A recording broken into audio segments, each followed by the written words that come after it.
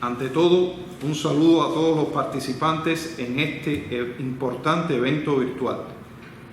Permítanme comentarles o brindarles una actualización sobre las relaciones Cuba-Estados Unidos, pero específicamente lo relativo al injusto bloqueo que imponen sobre nuestro país. En la actualidad, podría decirse que existe una franca y abierta hostilidad hacia Cuba de parte del gobierno de los Estados Unidos, gobierno que ha privilegiado la confrontación abierta con acciones y declaraciones dirigidas a cerrar aún más el cerco para tratar de asfixiar la economía cubana y promover un viejo anhelo de ellos, que es el derrocamiento de nuestra revolución.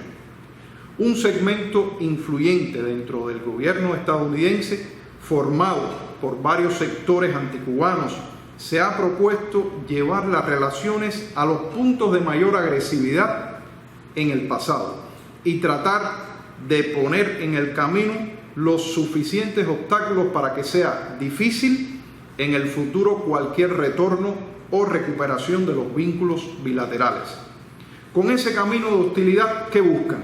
Bueno, buscan por diferentes vías hacer que la vida del cubano se haga lo más dura posible y a la vez poner obstáculos al apoyo en ese país a una relación respetuosa y civilizada entre ambas naciones.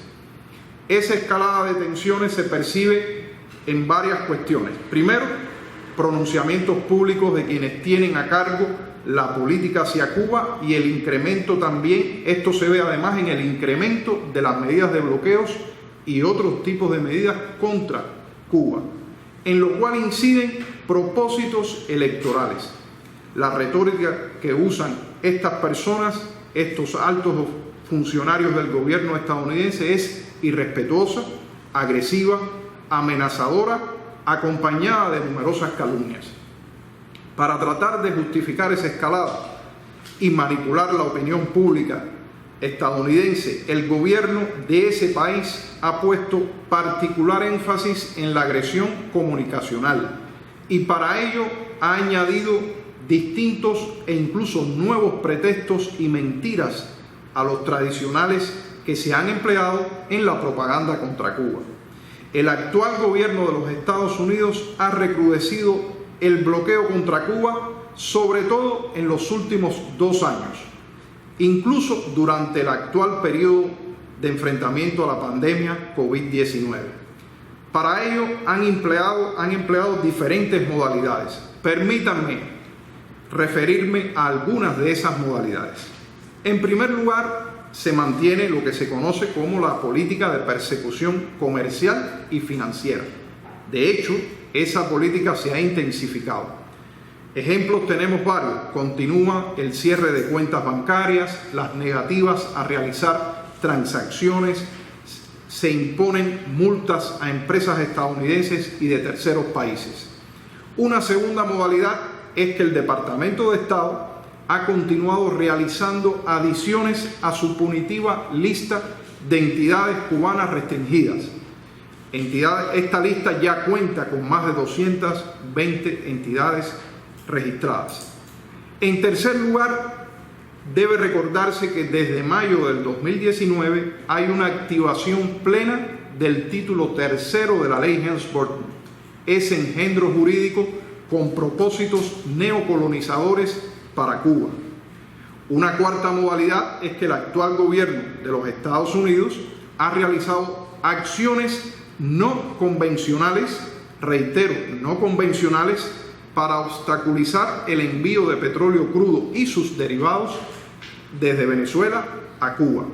Para ello, ¿qué han hecho? Bueno, medidas punitivas de distinto tipo, amenazas contra buques, gobiernos, empresas navieras, embarcaciones, compañías e individuos. En quinto lugar, se puede afirmar que a partir del 2019 se ha recrudecido particularmente aún más el bloqueo en el sector de los viajes. Tengo varios ejemplos. Está la eliminación de los viajes en grupo, pueblo a pueblo, y además se viene aplicando una política de denegación de licencias para los viajes de transporte de pasajeros en cruceros, embarcaciones recreativas y las aeronaves privadas. A fines del año pasado, también se suspendieron todos los vuelos regulares de aerolíneas estadounidenses desde Estados Unidos hacia Cuba, con excepción de aquellos vuelos dirigidos al Aeropuerto Internacional de La Habana. Este año se ha aplicado similar medida contra los vuelos charters entre Estados Unidos y Cuba. Adicionalmente, hace solo unos meses, en junio de este año, el Departamento del Tesoro denegó la renovación de licencia que permitía a la empresa Marriott International operar un hotel en Cuba. Otra de las modalidades se refiere al área de las remesas familiares, área tan sensible, y que sobre esto las autoridades estadounidenses impusieron un límite de hasta $1,000 estadounidenses por trimestre, y hay una nueva normativa de la compañía Western Union que elimina la posibilidad de enviar remesas a Cuba desde terceros países. Otra de las modalidades que quisiera mencionar se refiere a las restricciones adicionales impuestas a las exportaciones y reexportaciones de bienes a Cuba. ¿Qué significa esto? Por ejemplo, se deniegan en general las licencias para el arrendamiento de aeronaves a aerolíneas estatales cubanas. Adicionalmente, se deniega cualquier reexportación a Cuba de artículos extranjeros que contengan más de un 10% de componentes estadounidenses. Como parte de la aplicación del título cuarto de la ley Helms-Burton, importantes ejecutivos de la cadena española Meliá Hotels International recibieron notificaciones del Departamento de Estado en la que se les informa la prohibición de entrada a los Estados Unidos. Otra modalidad, y con esto concluyo los ejemplos que quería mostrarles, se vincula con la Ley de Comercio con el Enemigo para Cuba, cuya vigencia ha sido prorrogada por el presidente Trump en fecha reciente. Como habrán visto, me he referido a unas 9 modalidades de recrudecimiento del bloqueo en los años 2019 y 2020. Sin embargo, el gobierno de los Estados Unidos también ha aplicado otras medidas hostiles no vinculadas al bloqueo directamente. Pongamos algunos ejemplos. Primero, recordemos que en 2019 dicho gobierno decidió anular la implementación del acuerdo entre la Federación Cubana de Béisbol y las grandes ligas de béisbol de los Estados Unidos. En segundo lugar, tenemos el hecho de que vienen ejecutando una campaña contra la cooperación médica que brinda Cuba a otros países, lo cual se ha arreciado en el contexto de la actual pandemia COVID-19.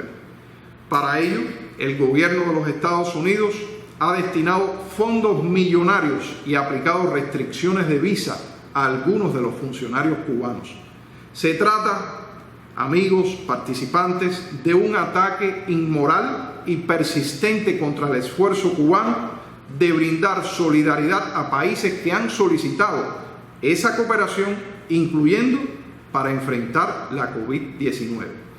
El gobierno de los Estados Unidos también ha dado pasos que afectan aún más el funcionamiento de las misiones cubanas diplomáticas en ese país. A su vez, de manera arbitraria, incluyó a Cuba en la llamada lista especial de vigilancia sobre libertad religiosa, otro eje de ataque a Cuba en su campaña dirigida a demonizar nuestro país, y también certificaron a mi país como país que no coopera plenamente con los esfuerzos antiterroristas de Estados Unidos. Incluso incluyeron a Cuba recientemente en un listado de, y pongo comillas, adversarios extranjeros. Estas son medidas adicionales, reitero, que no se vinculan directamente con acciones de bloqueo.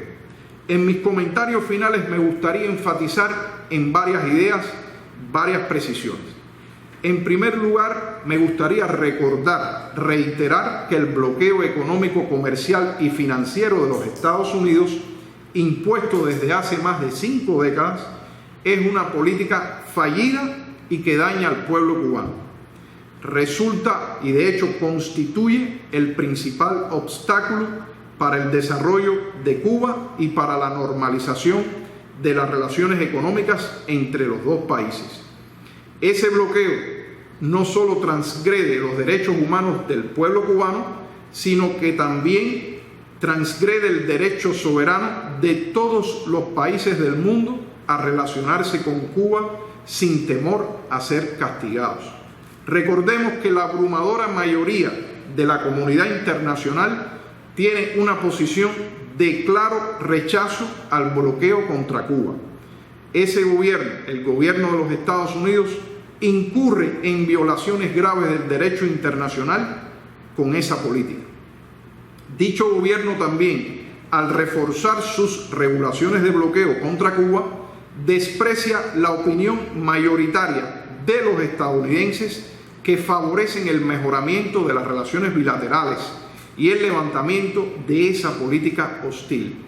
De hecho, podría decirse que en un contexto diferente de menor confrontación, no podría hablarse de un avance sostenible en esa relación bilateral mientras exista el bloqueo. La aplicación de la ley Helms-Burton en su plena capacidad, como expliqué, y las medidas agresivas en su conjunto, incluyendo restricciones de viaje, tienen un claro efecto real y dañino para el pueblo cubano, así como para los vínculos familiares que existen entre ambos países.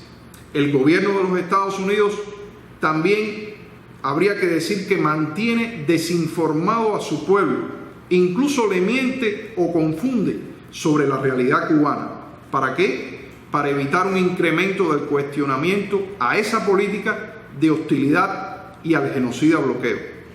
Dicho bloqueo, incluyendo sus efectos extraterritoriales, plantea a Cuba una presión extraordinaria para garantizar los insumos materiales y los equipos que sostienen el sistema de salud pública y las condiciones específicas que debemos aplicar y garantizar para enfrentar la pandemia COVID-19. Me gustaría recalcar que durante 60 años se ha mantenido sobre nuestro país y ha fracasado el más complejo, sofisticado y abarcador sistema de medidas coercitivas unilaterales que haya existido.